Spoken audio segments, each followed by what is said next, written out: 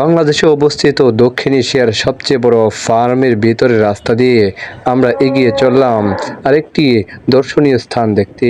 সেটি হলো অনেক বড় বটগাছ, যার কোনো আগাগোড়া খুঁজে পাওয়া যায় না।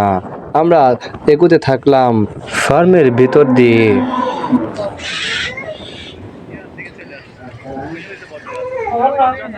বেশ সুন্দরই লাগছিল রাস্তার বাম পাশে ডান পাশে দুপাশে নারিকেল গাছটি।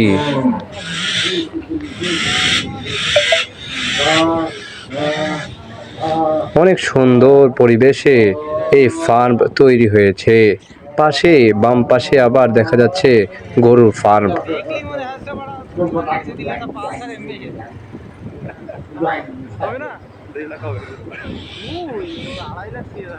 দুপাশের নারিকেল গাছগুলো অন্যরকম একটি সৌন্দর্য নিয়ে এসেছে এই রাস্তার।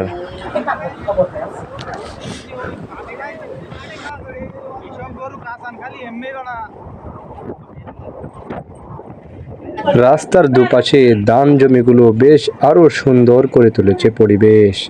চতুর্দিকে সবুজায়ন। লাগবে টাকা পৃথিবী আপনার গোলা, এইগুলোর থেকেই তো বীজ নেয়, সরকারি বীজ, গরুর বীজ পাওয়া যায় না, বুঝলেন? এখানে আসলে সবারই মন জুড়িয়ে যাবে এই সকল দৃশ্য দেখে। বট গাছে কোনো আগা গোড়া নেই, কোনো গোড়া খুঁজে পাবেন না। আমাদের এক সঙ্গী বলছিলেন যে বটগাছ দেখতে যাচ্ছেন সে বটগাছের কোনো আগা গোড়া খুঁজে পাবেন না। যতনগর মেলা গেতে শুরু হয়ে গিয়েছে, আর এটা এমন করেন যতনগরের একটা এমন করেন সুন্দর পরিবেশ।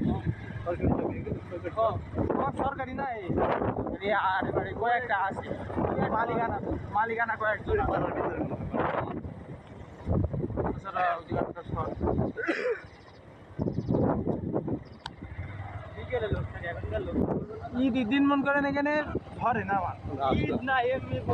আমরা গল্প করতে করতে প্রায় চলে এসেছি সেই বটগাছের ধারে।